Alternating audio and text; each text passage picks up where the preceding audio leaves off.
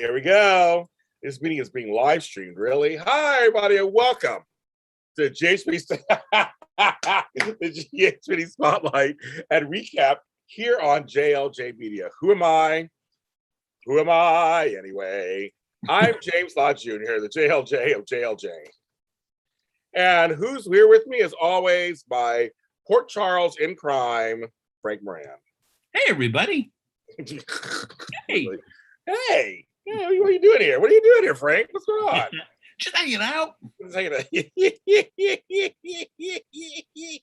Oh, yes. I was talking about my hair. That's another story, folks.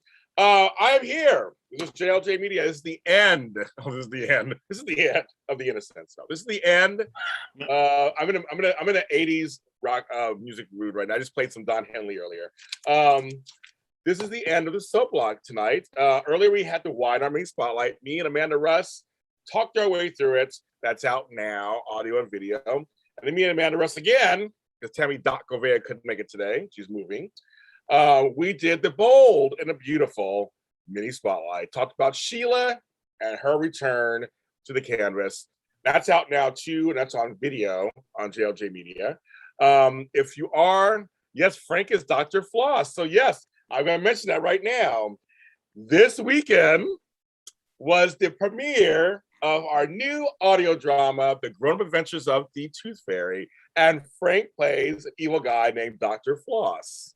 Say what? So Shauna's like, yes. So Shauna, yes, I guess you listened to it. So thanks for listening to our first episode. There are 5 more coming out every.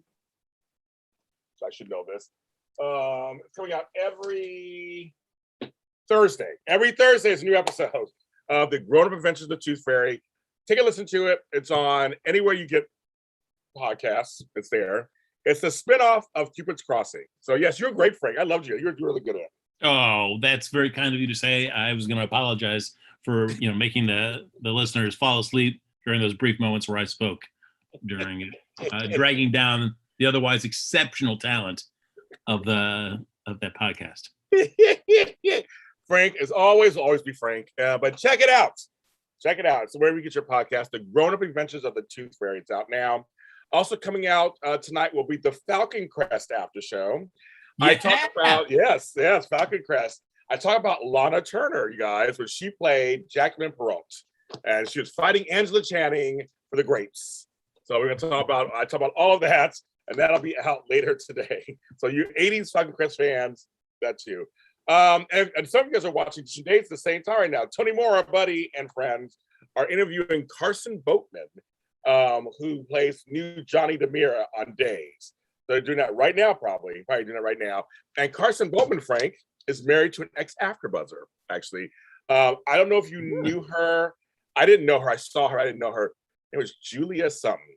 I forgot her name. I read that somewhere. But she's an ex-AfterBuzzer, so it's kind of funny. And nice. Marissa Serafini knows him and her and everything. Wow. So it's kind of a small world. So great things can happen to you from being at AfterBuzz. That's great. That's good. We're still waiting, Frank. I'm still waiting too. We're still waiting. And also, Frank, we know this today because Frank and I just came on. We came on just for you in September, Frank, and folks out there listening and watching. I got Joyce Guy, who plays Phyllis on General Hospital. Frank's favorite storyline ever.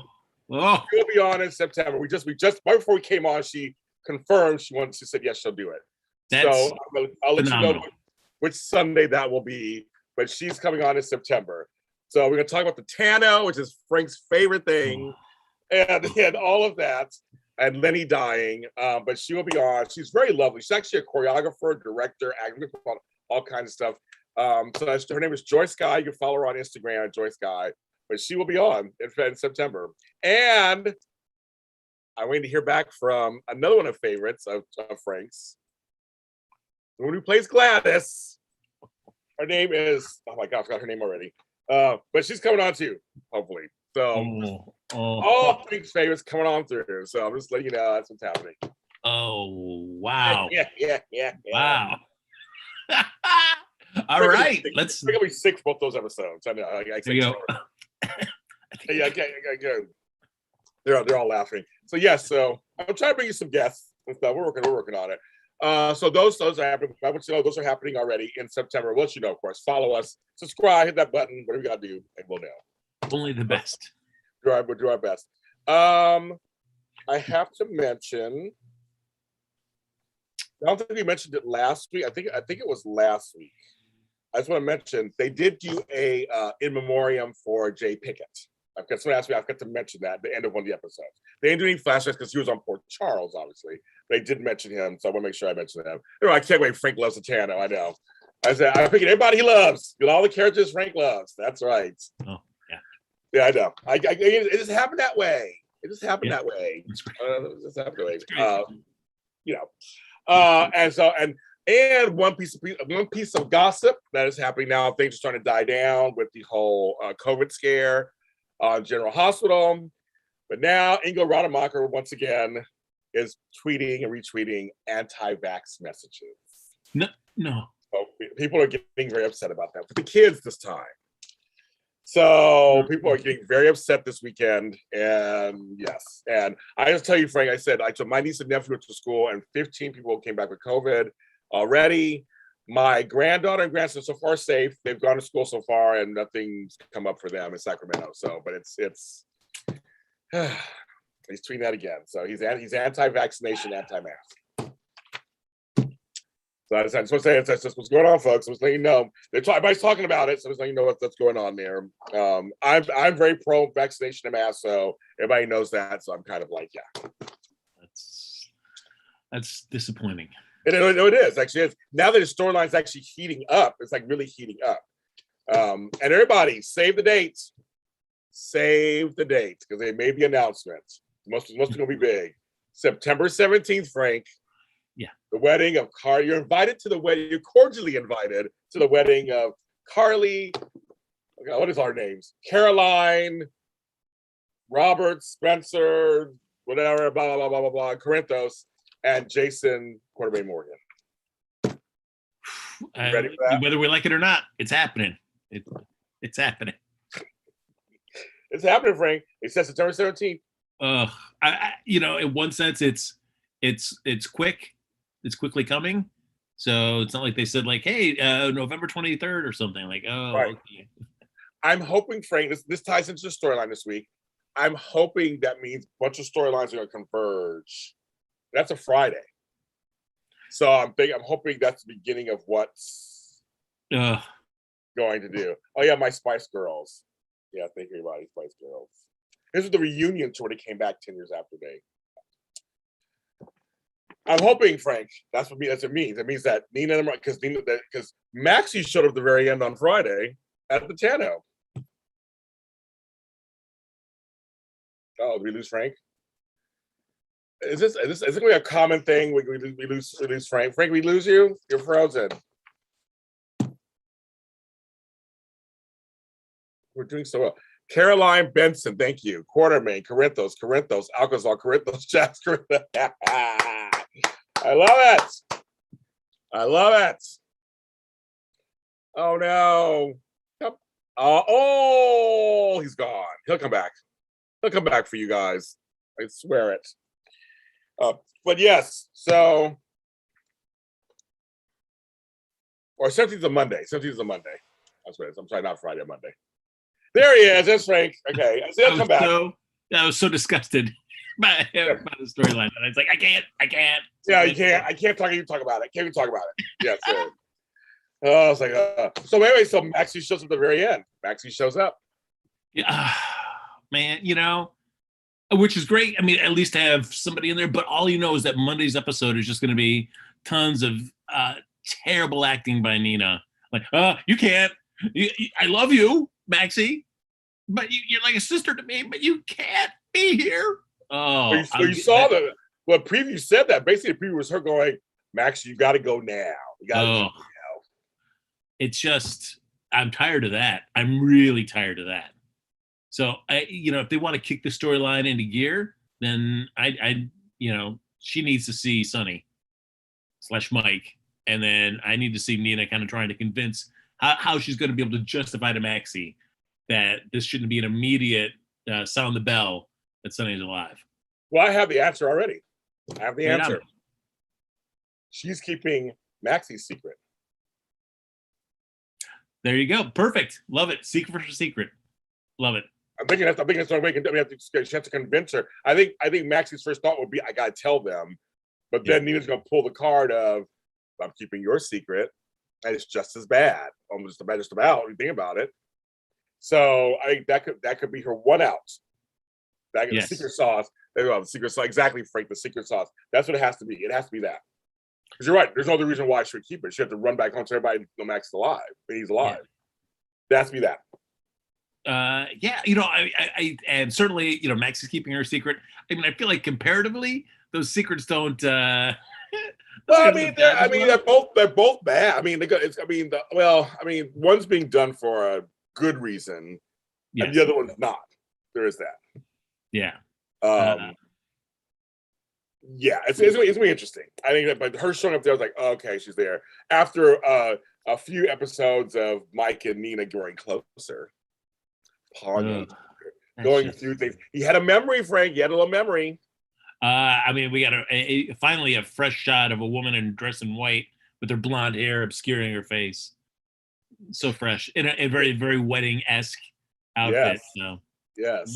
I'm saying, I don't know.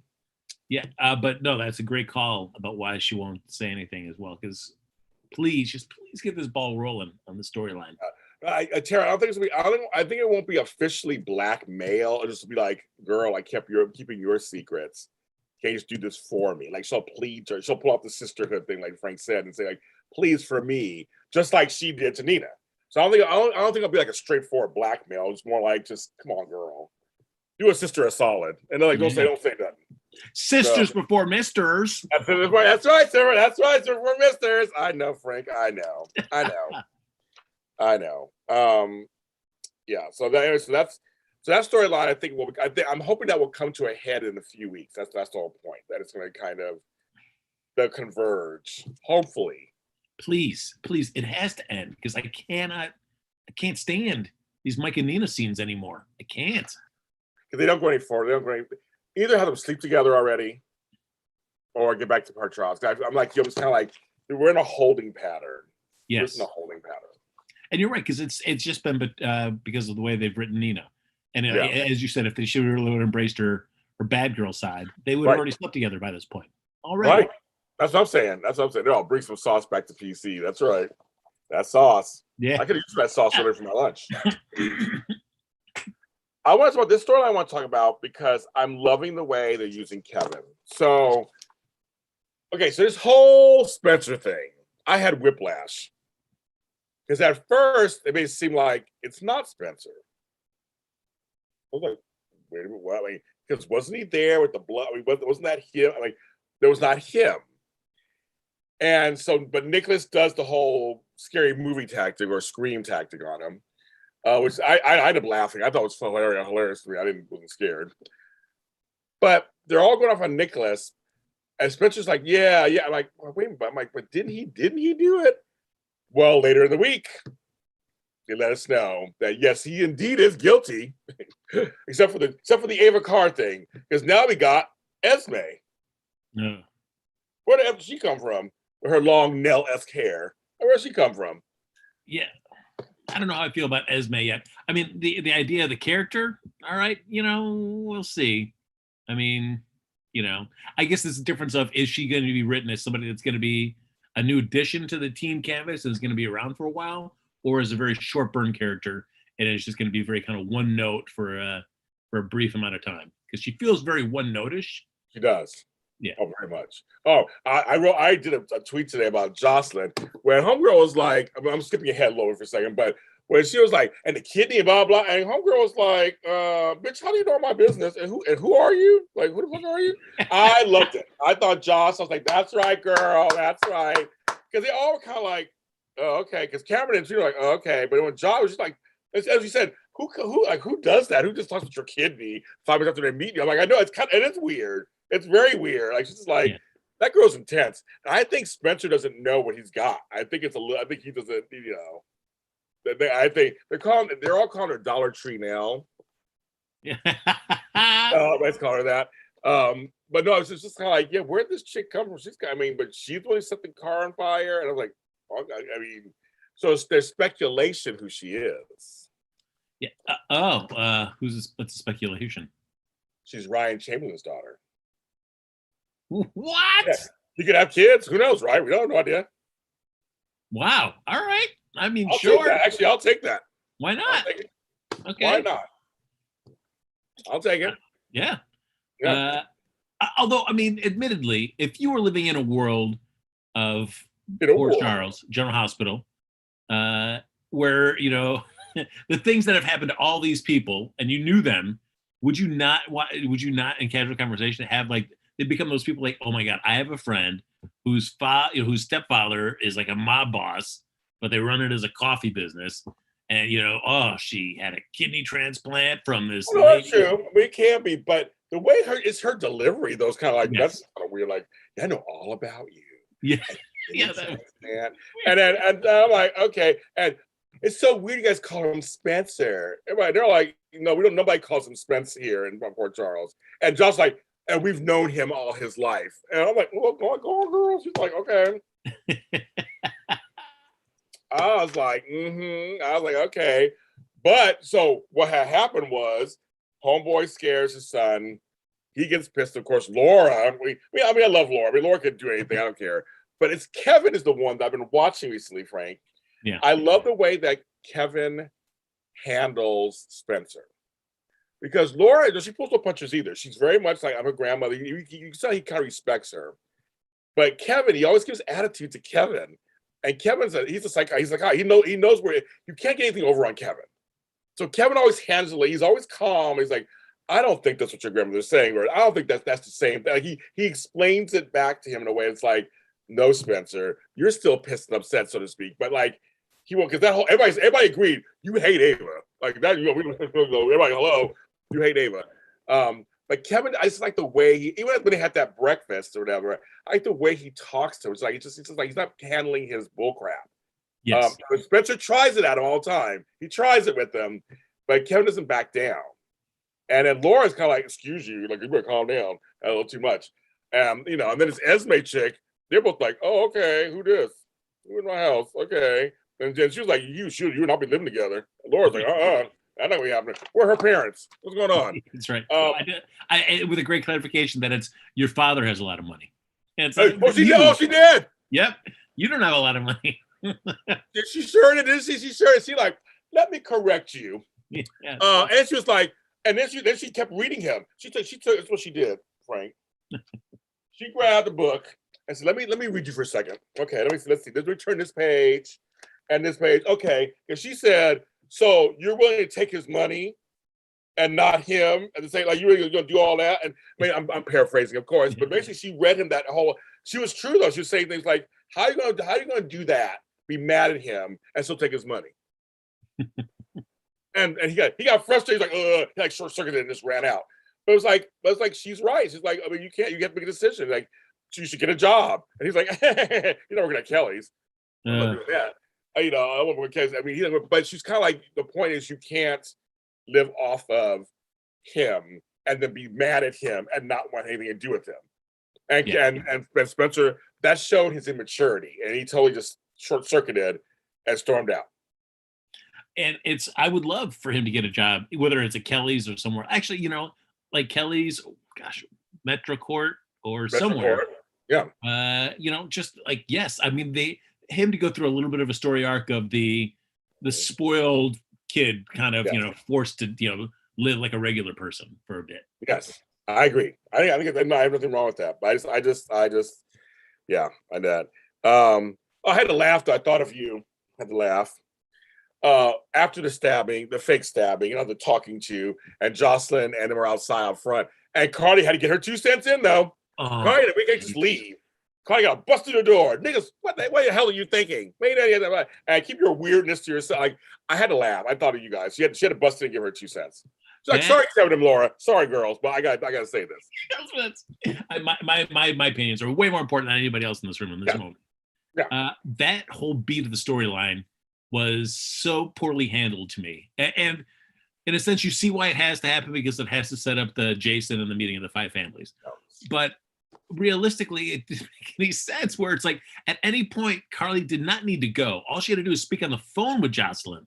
At no point does she speak to Jocelyn on the phone to just like, it's fine. It was kind of crazier, but it's all good. So for her to go off and do this without even speaking to Jocelyn was just like, you could have written that so much better, GH. It was that was so poorly handled. I agree. I think I heard somebody somewhere say they think because Jax called her out on her parenting with Jocelyn, that's why she's had to show everybody, I can do this, and I'm it. Yeah, who's she showing? Tony the bodyguard? Yeah, well, yeah. Yeah, great. I mean, Jax wasn't there. Jocelyn doesn't even know this arguments even existed, so she has no reason to have that expectation. So there was no. Yeah, I think that beat was poorly had. You can say that, but it was not shown. Like you should have Jax there at that thing, and then have Carly showing up as well. Yeah, how'd you feel about the Jax Carly thing though? He tried to record her. That was an okay idea, but it never went anywhere. It didn't go anywhere, and Jax's way of trying to talk to Carly, it was just so stilted and so like, yeah, how like the fact that it took that long for Carly within the scene to figure out like, wait a minute, what's happening? Well, she couldn't see around the moss, so that's true. There's the phone right there. Okay, I mean, he put it. Okay, let me get my phone. It's just like laying in the middle of like, okay, here we go. Yeah, let's ignore the phones there. Let's just keep talking. Just be an idiot to not know what's going on. Especially for so many times that I've seen similar scenes like that where they've recorded a conversation on a phone, but it's still been in somebody's pocket. Yeah. Jax is wearing a nice little suit coat. Yeah. So the fact that it's not sitting in a suit coat pocket or something like that, I don't understand why. Yeah. Well, he did go to Liesel, and Liesel said you should have came to me. Yes. Where, I mean, if that's the point where we could see a little Liesel and Jax, okay. I'll take it. Yeah, that would be good to see because otherwise it was so ineffectual of a scene where it's like Jax tries something, it blows up in his face, and the phone gets wiped. So like, kudos. Yeah, wiped. Yes. Yes, Johnny Hayden. That Moss is working it this week. That Moss was all on the show this week. That thing is the biggest, weirdest thing you have in the kitchen. It is the weirdest thing, and they know it. That's all. They don't even make jokes about it. I think there's an account on Twitter called the Moss or whatever. I can't remember. But it's the oddest thing in the kitchen. It is. I mean, yeah, you're right. And I feel like at this point they just have to keep it in for the joke. They have to take it away. They have to. Yeah. They have to. They have So. to. They have to. But I was a little nervous for Jax when Jason walked in and Carly just spilled the guts to him what he tried to do. I was like, is Jason going to do something to Jax? But then I realized he won't because of Jocelyn. Yes. No, for sure.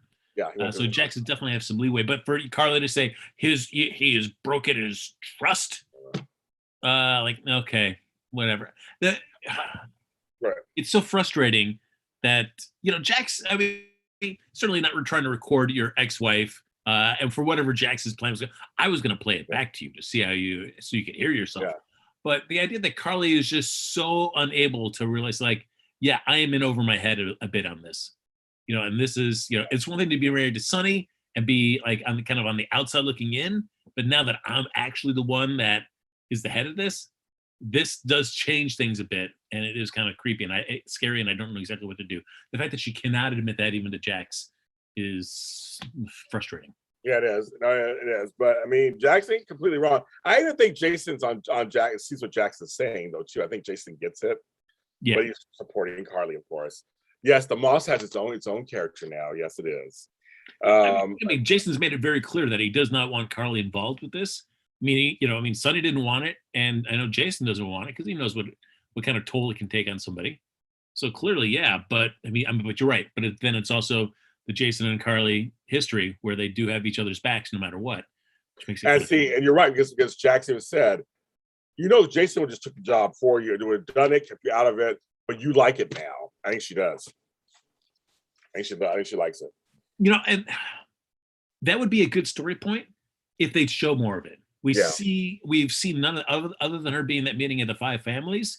We've really not seen anything with her involved in the business side of it. And not that we saw tons of Jason and Sonny doing business stuff, but if you want to show us Carly getting sucked into that side of it, I need to see more of it than just one meeting with the five families. Yeah, and that five families, right? Yes, that five families thing, where it for months, it took that first meeting with the five families. We talked about it for months before that first one happened, and then Jason's able to make a meeting happen within a day. Yep. What's going on? What is happening?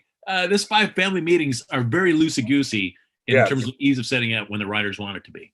All I know is Madam Wu, she was the one taking, she had the most shade. She was the one that's like, what is going on here? And we're Carly doing this. And so now it's all about, is Carly going to the feds, with the feds? Like, where did that come from? I'm like, I mean, I don't think that's what she would do. I mean, so they're trying to set up some kind of happening. Something's gonna happen.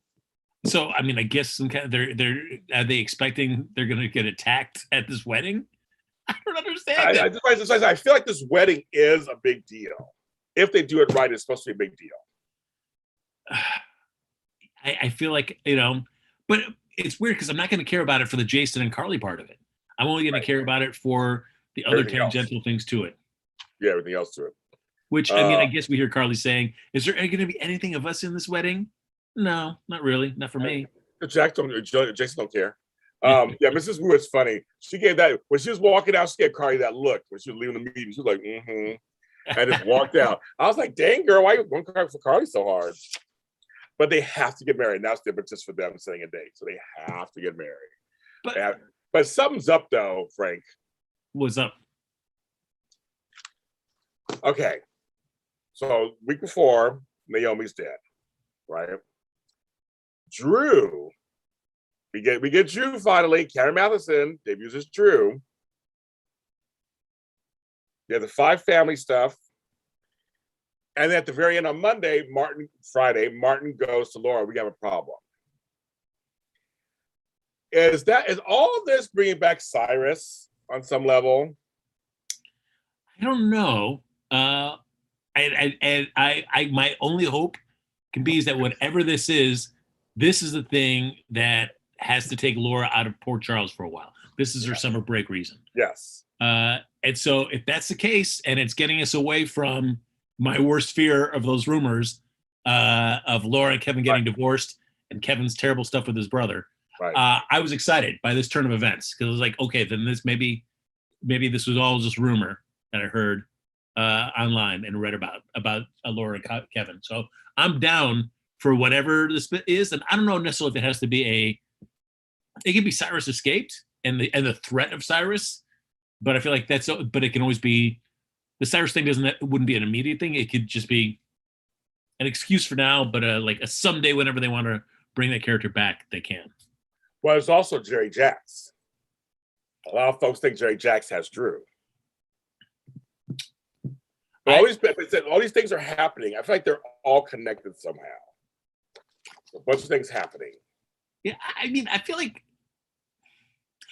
I could see maybe the Naomi Drew thing being more connected than the Laura Drew Naomi thing. I have a feeling maybe Laura could be separate than that, but I can see the connection between Naomi and Drew. But I mean, my thing is, if there is a Cyrus, what if Cyrus met Jerry Jacks? Yeah, other soaps have done that. They get the two villains and bring them together. What if something's going on there? Because it literally was a man who was standing there when it came to Naomi before she got killed. It was a tall man. I mean, we still have Victor Cassadine on the canvas too. Victor Cassadine, as I was mentioning, yes, it's Victor Cassadine also. Yes, so I mean, I could see Victor keeping Drew, keeping Holly maybe. Well, Hayden too. Is Hayden with them also, or is Hayden something separate? That whole part of that storyline, which I'm glad finally, it took them way too long to get to this point, which is driving me crazy. But the idea of Carly for Sam not buying that it was Drew right away, and Dante like, I don't know, for a world where you watched your previous husband or your get shot, fall into the water, disappear for 5 years, wake up at a Russian medical facility and race his way back to you. To have such a tough time buying that, hey, wait a second. I know. It was so frustrating. I know. So I don't know. I mean, but it's Sam. So we are who went to Curtis, of course. Which I did like a lot. Too. They're friends. Curtis and Drew were friends. Yes. So he said that they were friends. But the fact that they were mentioning Victor recently, Cassadine, and bringing in Liesel a lot, something, and having her and so I think it's all connected. We watch enough of these soaps. I just have a feeling it's all connected. Her and Scott really kind of falling in love. What if Victor still likes Liesel? And then gets her out the way somehow, like holding her somewhere. Maybe she's stuck with Drew. Maybe or she's stuck with hate. Like I feel like there's something. I think it's all connected somehow.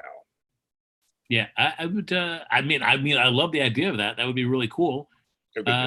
Yeah, it's. I'm intrigued by the storyline. I mean, just start giving me a little bit of it, and also, let's writers. We got to work on your telephone conversations for people that are calling who are in an emergency.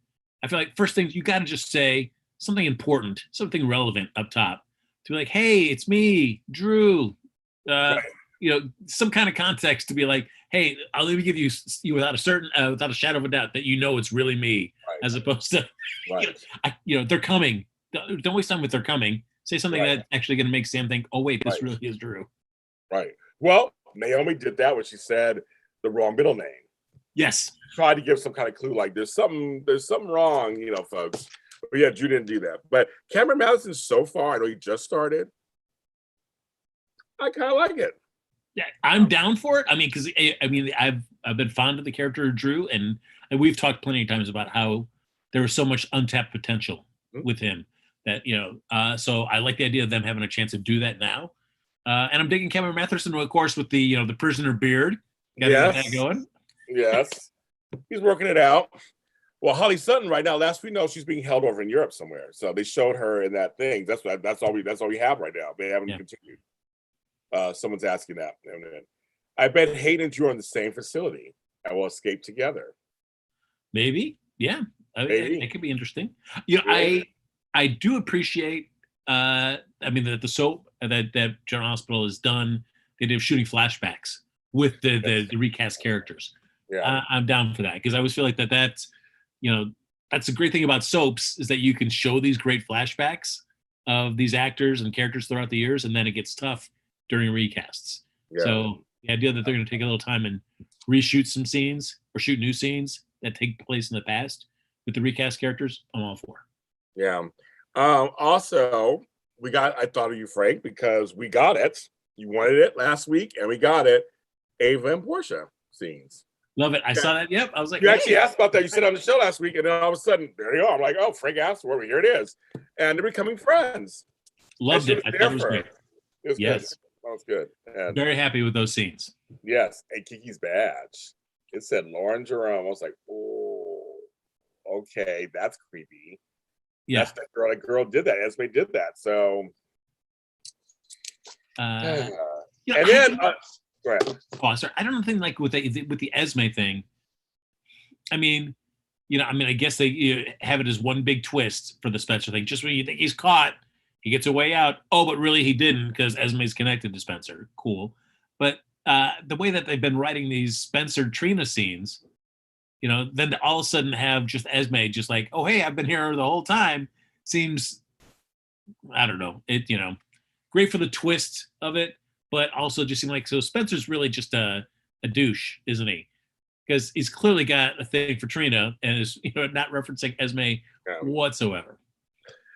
That's a poor Trina. Ooh, yeah, As if Esme is Cyrus's kid, Spencer's saying, yeah, I don't think he's Cyrus's kid. I don't think that's it. I would go with Ryan's kid first. If anything, I could see that. Someone said Ryan and Harmony's daughter. Ryan and Harmony? I don't think they knew each other back then. Harmony was busy with Shiloh. She was busy in Donna Day. Yeah. I would think anybody that Ryan had a daughter with. I mean, Ryan gets fixated. Yeah. And so this would have to be done in such secrecy because I feel like Ryan would be totally obsessed.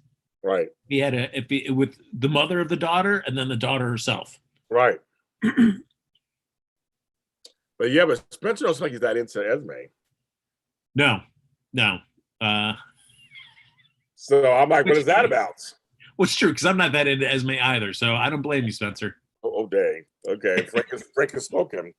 Well, Drew got a pen, and Drew's going to try to get out of them handcuffs and head back to where he's going to head to. So I guess we'll see if that happens. I could only hope that his return could be as quick as Jason's was when he returned to the show. Because once he got out of the facility, it was pretty much a straight shot to getting to Port Charles. So I would love for that to be the case for Drew. Let's not drag it out forever. Yes. Hello to the 44 people who are watching. I totally appreciate this. Thank you so much. You make this show my number one show, audio and video, both ways. My number one show of all time, every week. Thank you so much, everybody, commenting and sharing and writing, and we love it. Sharing, we love it.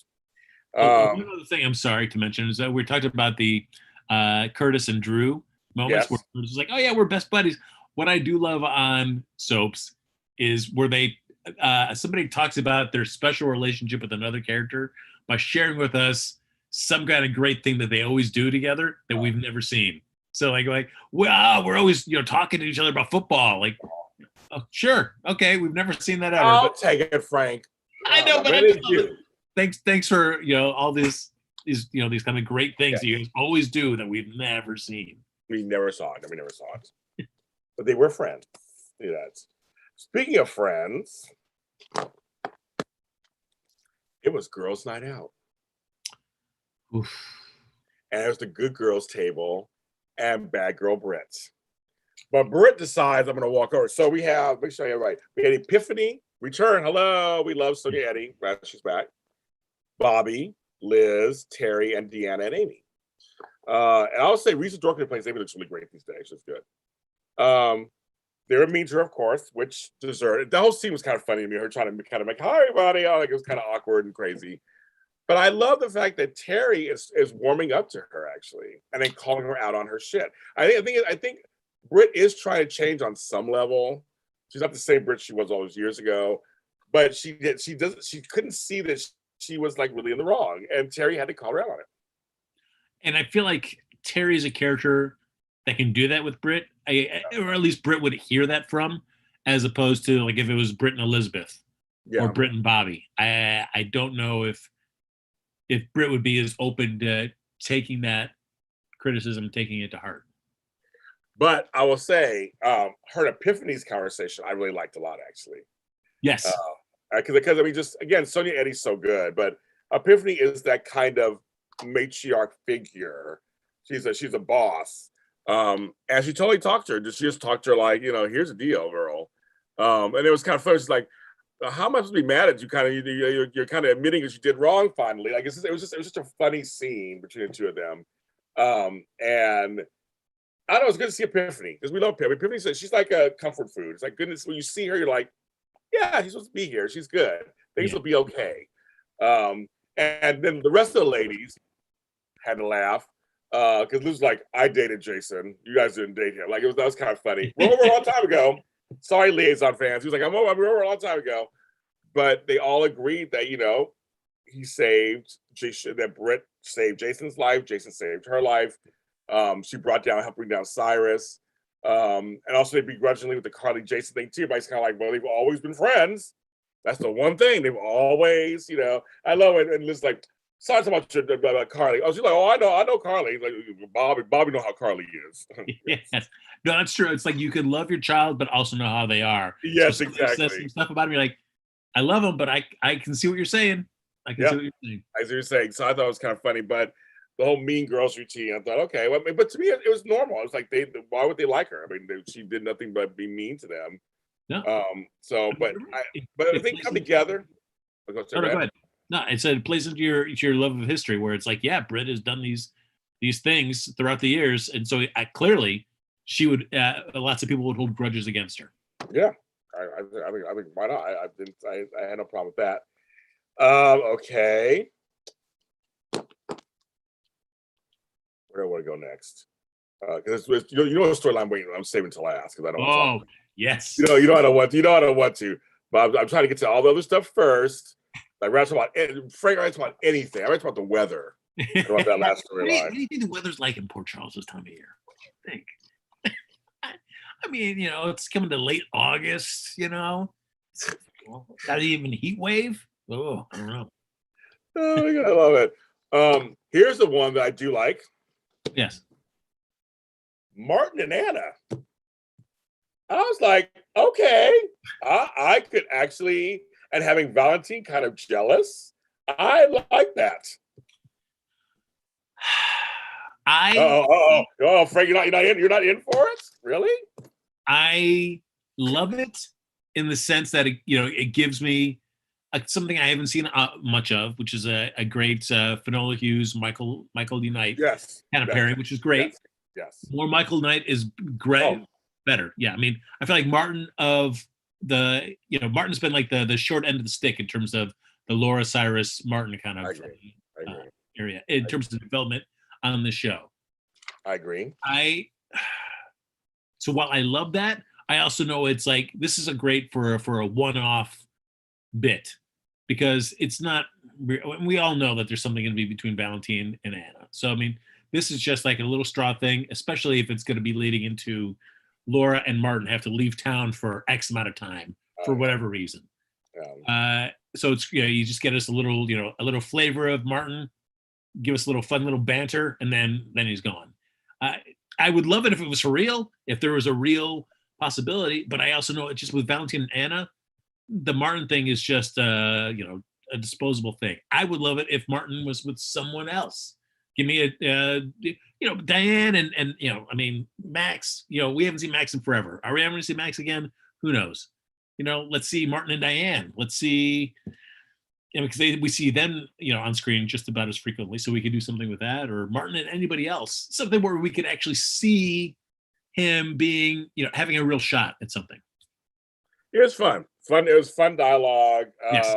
And two mature people just kind of talk. It was a lot of fun. You're right, just seeing them together, two icons together, not together, and just seeing Valentine's face, like, what's going on here? Made me laugh, made me chuckle. It was out of the blue, guys. It was. I was like, oh, okay. I was like, but I kind of saw some chemistry there. I was like, maybe Frank they'll do the maybe they'll go, maybe they will go in. I don't know. Maybe they won't. We know how they are, but maybe they will. Who knows?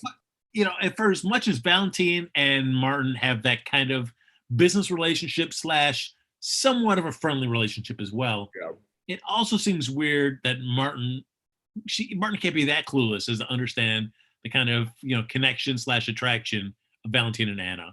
So for him to kind of jump in on that also seemed odd to me too. Everybody's like Martin and Bobby.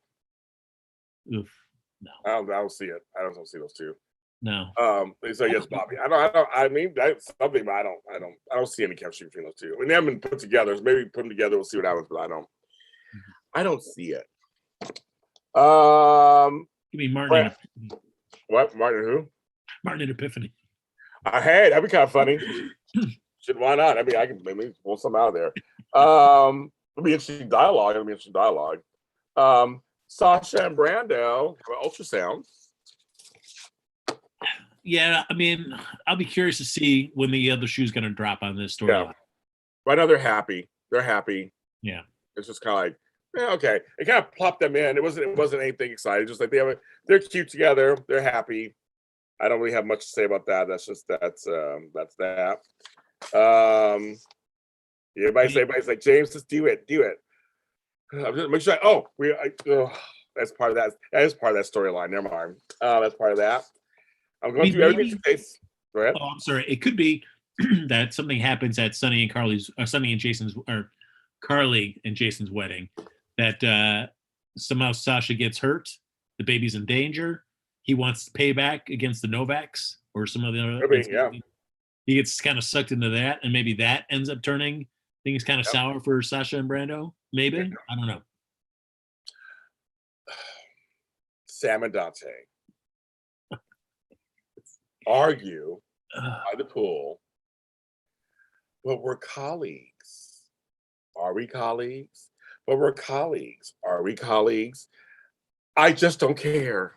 No, I agree. I have zero interest, which is a shame. I mean, I I don't know, people have figured this out, but I'm not a huge Sam fan at all. Yeah, they may get it. I'm not sure. Yeah, I mean, I've kept that pretty close to the vest. Yeah, you don't really say much. You don't say much. Yeah. But I enjoy Dante. I just feel like after his programming storyline, like he's just been kind of floundering for story, which is so crazy to me because I think there's much more you can be doing with him. Oh yeah. And he's certainly better off than some kind of weird kind of relationship with Sam. It's just Sam's where fun goes to die. I know. Apparently, I agree. So I don't know why they're doing this, and I don't know. Maybe they're trying to set it up where it's like, but Drew's back, and I don't know, Dante. I have feelings for you, but I mean, he's also the father of Scout, and now he's back, and now I have a second chance with him. Maybe something could happen. I don't know if they're trying to set that up. In which case, I have even less interest because I don't need two men interested in Sam. Right now. Yeah, don't need that at all. So there's that. But I want to call out how much I love your shirt. The thing that you're not wearing a single parents club shirt that Dante's trying to get going on still disappoints me to no end. So that would not be happening. Not in this little box right here. Would not be happening. They're all damn Frank. As I agree. I'm actually Frank on this one. Yeah. Dante is. They're all damn Frank go off. Yeah, Frank. Let's let you know. He's getting his Frank's rants. Letting you know. Oh, not about Sante. Not about Sante. Not even a little bit. No. No. And the last storyline. Yes. I'm just gonna throw my paper out. We already know what's about. So now, okay, it happens so fast. So by the end of the week, Dante has a paper that says that what the will. We didn't even see any of that happen. We just all of a sudden we see him crawling against the wall with the paper in his hand to go back to the room, and there's Jocelyn in the wheelchair going, So with the paper behind his back. So somehow, everybody's already comments. I'm sure you're gonna be saying he really meant Chase and he really meant Brooklyn. It's okay, everybody. It's Chase and Brooklyn. It's okay. It's okay, everybody. Sorry, Chase and Brooklyn. It's all right. It's all right. Oh my God. That's how much I hate this storyline so much.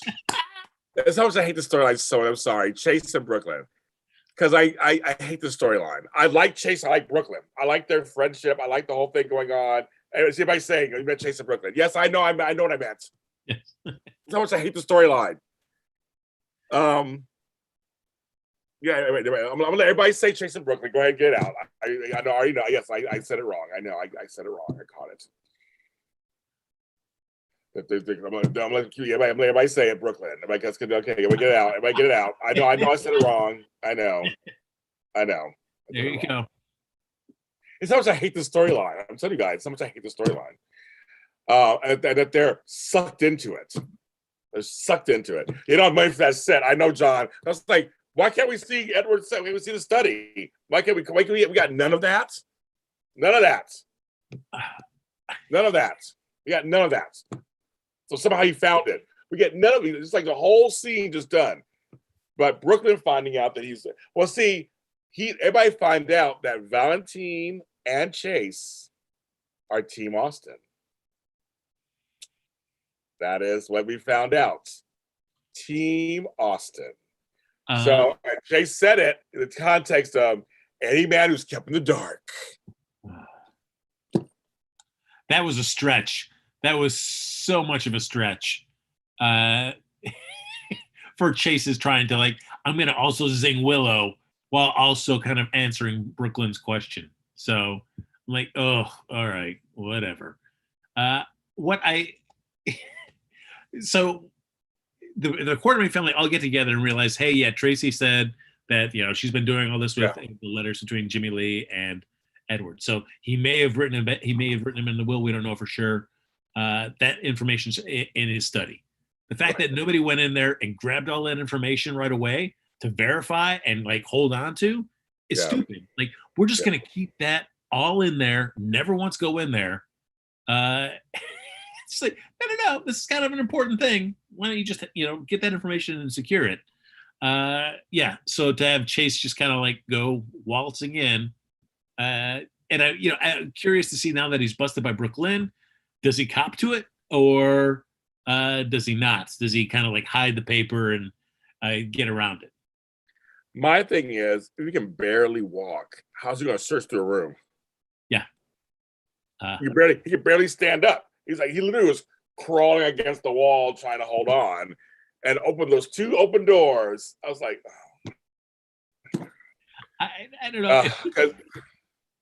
But Michael, wouldn't you be in the wheelchair, wheel up to the study, get in the study and close the door and then get up and walk around? Why would you still be so far away to make it so obvious that somebody would spot you? That's one of many holes in the story, Frank Moran. Then you got Chase and Willow just acting guilty every 5 seconds. I didn't know you were here, Chase. What a thing to say to somebody, first of all. He's like, don't let me stop you. Do what you're going to do. I'm like, go ahead. Do what you want to. I'm like, oh. Well, I did like that they kept just Chase in the corner of that study, just sitting there in the dark. Yeah, it was just great. Just so that he could be like not easily spotted when Michael and Willow walk in. Like, oh, Chase, didn't understand you were just sulking in the dark like a creeper. Okay, cool. Oh my God. I was like, this storyline is just getting more and more ridiculous. But the problem is that I understand they needed somebody who's in the quartermain house to get to that room. I get that part. I feel like there are other avenues they could have went to get there. You could have told Valentine, say, Valentine, you're living in the house, just go, do what you need to do. But to involve Chase with the caveat of kind of like he's mad at to get back at Mike, like it's just to me, it's just stretching. Yeah. I think that's why we all kind of feel like this is not fully. I'm not invested. No, it's a fine twist to be able to justify why all of a sudden Austin could have a share of this, but not this way. I mean, it could be written so much better. And frankly, I'm just so done with the Chase and Willow and Michael kind of scenes, and just especially with Chase and Willow, these kind of weird, stilted conversations where everything's got to be an innuendo to like, well, are you sure there's nothing you want to say? Are you sure? It's just, yeah. Frank, when he did that, I was just like, oh my God. I was like, say something, bitch. Say something. Just fucking say something. I mean, when you're at least as the scene is playing, she's, her eyes are welling up with tears as she's talking with Chase. That is not the reaction of somebody that's like, yeah, we're in this fully and I love you. No. So the way it's just like, come on, people, you're insulting everybody's intelligence in this. The characters within the scene, the audience, everybody. It's just like you've insulted all our intelligence with this writing of the scene. It feels a little lazy in the writing. It feels like, well, Chase is there and he's in a wheelchair. Like we could just do this. I feel like there's other ways. I mean, as a writer myself, there's ways you can do stuff, but I feel like this is a little lazy. So it does. I mean, it can work. I mean, obviously making it work, but it's just not the most, like, nobody's feeling it. I don't think anybody's feeling it. No, and that it's dragged out this long, it's awful. And yes, this is a tough thing with the soaps because you're juggling multiple storylines, trying to get things to kind of land for maximum impact. But you've got to be able to make the individual parts be strong, so that way when it all does come together, it's better than the sum of the parts. Yes, and I think and I love a good umbrella story. I do, but I think what's interesting that, again, it's Chase started off this whole thing. You think about him and Sasha a long time ago. They started this whole thing off with the lie about them being together. And so now, but see, having Michael and Willow fall in love, I have no problem with that. That's fine. I mean, that makes sense. They end up falling in love. But then when Chase still wanting her, I understood that part too, kind of. But they moved Sasha on. Sasha's going to hold his storylines, do something different. I want Chase to move on too. I feel like that it doesn't make sense. I really enjoy, again, the Brooklyn and Valentine dynamic, because the way the mixture of all that, where they are very much on the same team when it comes to Bailey, Yet Brooklyn still has that twinge because she knows she's keeping the secret from Valentine. But while they can be and very friendly and playful in that sense, they can immediately turn on a dime where Brooklyn can start getting all up in Valentine's face about Austin. And, oh, you just care about Austin because you want to still stay at ELQ. But it's never really contentious. It's just like, I'm calling you out on this too. And Valentine makes no excuse. Like, yeah, that's what I'm doing. In fact, I'm going to have lunch with them right now. So, right. Yeah, he has no shame. Yeah, I love their dynamic, and I'm hoping that whatever comes out, however the rest of the storyline with Maxie and Brooklyn and Bailey play out, that Valentine, the relationship between Brooklyn and Valentine can be intact on some level. Yeah, I hope so too. Tracy would have got rid of all the proof years ago. Not necessarily. I mean, Tracy was busy with Luke. She's busy with all kinds of stuff that was going on. So maybe she didn't. That part of the story doesn't bother me either. All that I don't mind. See, I don't mind Austin. I think it's kind of cool. I don't mind a new quartermain. More quartermains, the better. Yes. And again, it's just more of this involving Chase. I'm not buying the reasoning behind it. This whole anger towards Michael is kind of weird because he even kind of said, well, it wasn't like Will did it on purpose. It wasn't like, I mean, he knows that Will's like a good person. Like it's like Mike. I mean, I feel like I waste my breath as I talk this storyline. I feel like it's such a bad story. I feel like everyone doesn't like it. That's what I don't know anybody like the storyline. If you do, please let me know because so far I've not read anywhere, Frank, that anybody liked the storyline. Yeah, like universally, I have not read anybody who said they like storyline. But if you do, let me know. Yeah. It's just because yes, I love the idea of another quartermain as well. The bigger, the better. That family. Oh yeah. It's tough when you're trying to juggle history. Which one, I mean, as opposed to like Willow and Harmony, where we kind of rewrote history to get to a story point where, all of a sudden Willow and Harmony aren't on good terms, so we can get Willow sleeping with Michael, which again, I never need to see the scene of Chase looking at Michael and Willow's little love bed, just looking at the empty love bed. I don't need those flashbacks anymore. I'm good. Of like Chase rolling in the sheets and smelling them. I never need to see that flashback again. Never again. Like this, where it's like, great, you set up this Jimmy Lee Holt connection, awesome, but then they'd be able to justify how Austin could still be a member of the Quartermains, given what Edward has done in the past. Yeah, I think it could be better written than it is being written. I agree. So like I said, I don't mind Austin. I don't mind that stuff, but Willow and Michael are just so boring. Oh, I just don't. I don't know if it's the acting. I mean, not acting. I don't know if it's the actors. It's like just no chemistry, or it's the writing. I can't tell. I just have no feeling about them at all. Zero. I feel like it's. I don't know, because it's weird. Like with Chase and Willow, I didn't mind them as much together. No. I mean, Willow so much. Willow for the longest time, he's either been Dawn of Day, yes, her baby, yes, and then / now Wiley. Yes. So that, and then just being like, just involved in this whole Chase, Sasha, Michael, Willow kind of deal. Maybe now that she's going to be a nurse, she can have other storylines with her so that I could have, like her more of just like a character outside of all that. Because like right now, there's not really much to root for her.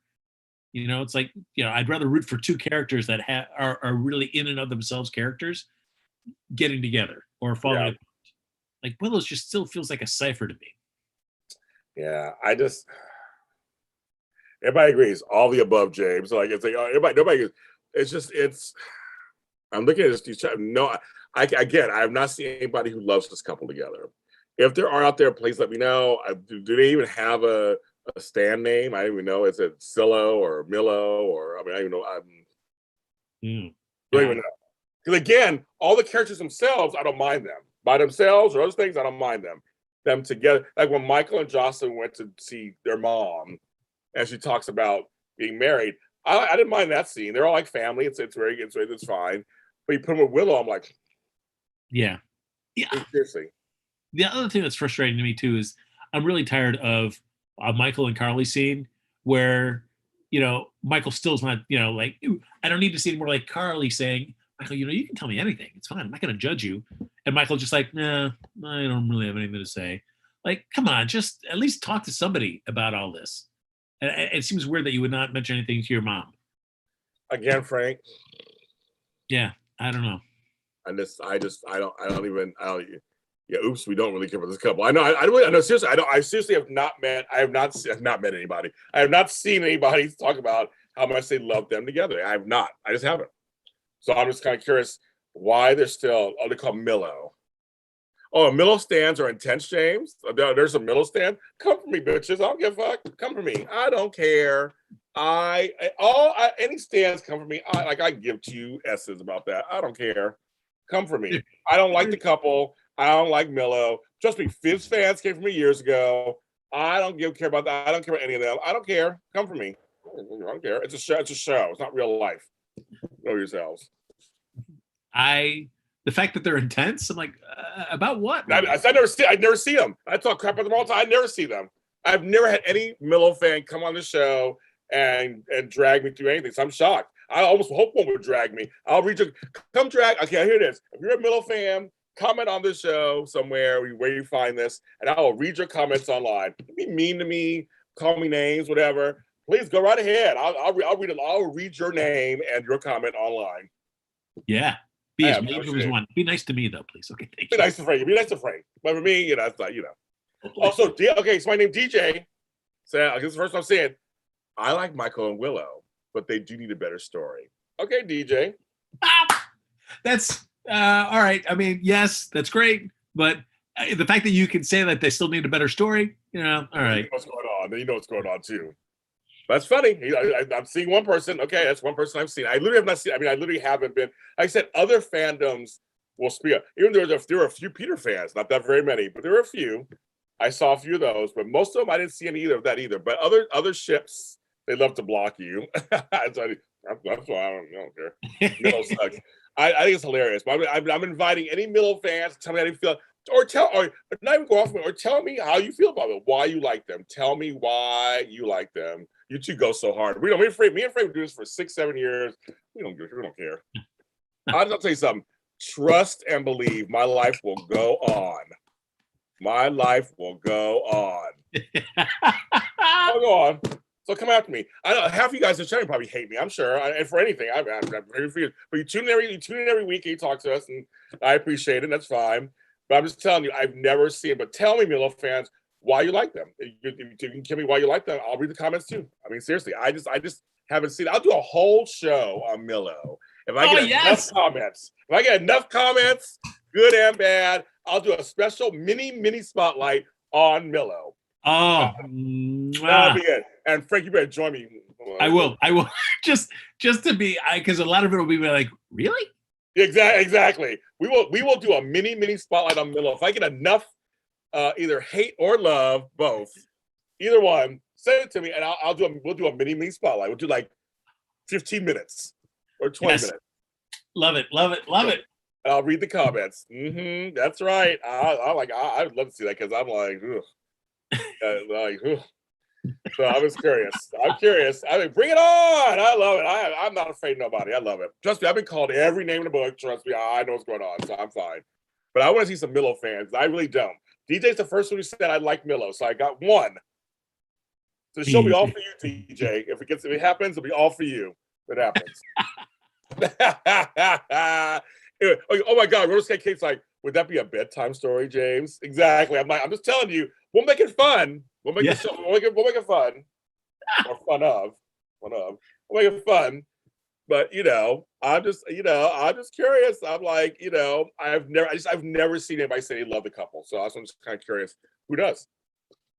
Who is GH writing for? I mean, who are they writing for? I'm like, I don't. I said again, they spun Sasha out into a fun relationship and a whole storyline. I'm glad about that.